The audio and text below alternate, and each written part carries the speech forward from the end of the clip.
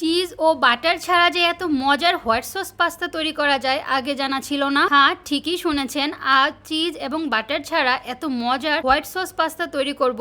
বিশ্বাস করেন, এটা এতটাই মজা হয় যে এখানে চিজ এবং বাটার ইউজ করিনি কেউ বুঝতেই পারবে না। হ্যালো এভরিওয়ান, আসসালামু আলাইকুম। সবাই কেমন আছেন? আমি তো আলহামদুলিল্লাহ অনেক ভালো। আজকে আমি হোয়াইট সস পাস্তা তৈরি করে দেখাবো ঘরে থাকা কিছু সাধারণ উপকরণ দিয়ে। তো এটা সবাই তৈরি করতে পারবেন আমার এই রেসিপি ফলো করে। তো প্রথমে একটা হাঁড়ি নিয়েছি, সেখানে পানি দিয়ে দিচ্ছি আর পাস্তাটা সেদ্ধ করে নিব। আর এখানে পরিমাণ মতো লবণ দিচ্ছি আর 2 চামচের মতো তেল দিয়ে নিলাম। তেলটা দিলে হয় কি, পাস্তাটা খুবই ভালো করে সেদ্ধ হয় এন্ড পাস্তাটা একটার গায়ে আর একটা লেগে যায় না। ওদিক দিয়ে সেদ্ধ হচ্ছে আর আমি এই পাশে একটা ম্যারিনেট করব। কিছু চিকেন ছিল, তো ভাবলাম এটা দিয়ে দিই। অল্প একটু চিকেন ছিল, তো এটা ম্যারিনেট করার জন্য আমি 1 চামচ টমেটো কেচাপ, 1 চামচ সয়া সস এন্ড হাফ চামচ গোলমরিচ দিয়ে ভালো করে মেখে নিচ্ছি। আর এখানে আমি লবণ দিচ্ছি না, কারণ সয়া সসের মধ্যে অলরেডি লবণ অনেক বেশি থাকে এর জন্য। আর এই পাশে দেখছি আমার পাস্তাটা সেদ্ধ হয়েছে কিনা। কাঁটা চামচ দিয়ে এভাবে মাঝখান দিয়ে একটু কেটে দেখলেই হয় সেদ্ধ হয়েছে কিনা, এভাবে বোঝা যায়। তো আমি দেখলাম আমার পাস্তাটা খুব ভালো করে সেদ্ধ হয়েছে। তো এবার আমি একটা ছাঁকনির মধ্যে ছেঁকে নিব। এভাবে পানিটা ঝরিয়ে রেখে দিব। তো এভাবে রাখলে একটার গায়ে একটা কখনোই লাগবে না, কারণ এখানে আমি তেল দিয়েছিলাম। আর এখন আমি চিকেনটা একটু ভেজে নিব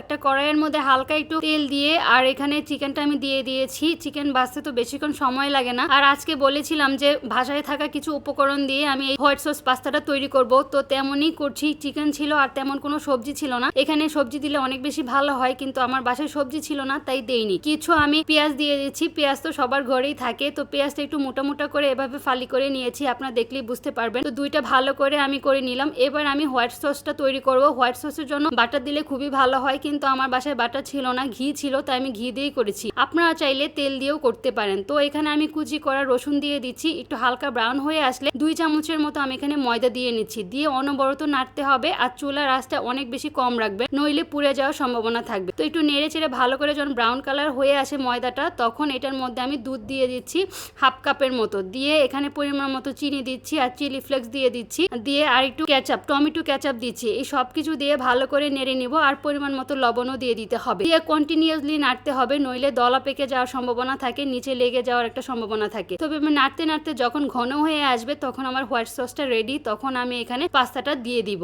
আর আমি যে ভেজে রেখেছিলাম যা যা চিকেন আর একটু অনিয়ন ছিল, এই সব কিছু দিয়ে দিয়েছি। দিয়ে ভালো করে কন্টিনিউয়াসলি নাড়তে হবে। এই পাস্তাটা আমার হাজবেন্ডের এত বেশি পছন্দ, কি আর বলবো। আমি যখন রান্না করেছিলাম সে খুব বেশি পছন্দ করেছে। আমরা একটা রেস্টুরেন্টে খাই এই পাস্তাটা, আসলে সে বলছে ওইটার মতোই ঠিক লাগছিল। আসলে একজন বাসায় যদি না তৈরি করেন তাহলে একদমই বুঝতে পারবে না যে এখানে চিজ এবং বাটার আমি ইউজ করি না। চিজ এবং বাটার ছাড়াও অনেক বেশি মজা করে হোয়াইট সস পাস্তা তৈরি করা যায় বাসায়। তো আপনারা এই সাধারণ ইনগ্রিডিয়েন্টস দিয়ে বাসায় তৈরি করতে পারবেন মজাদার এই হোয়াইট সস পাস্তা।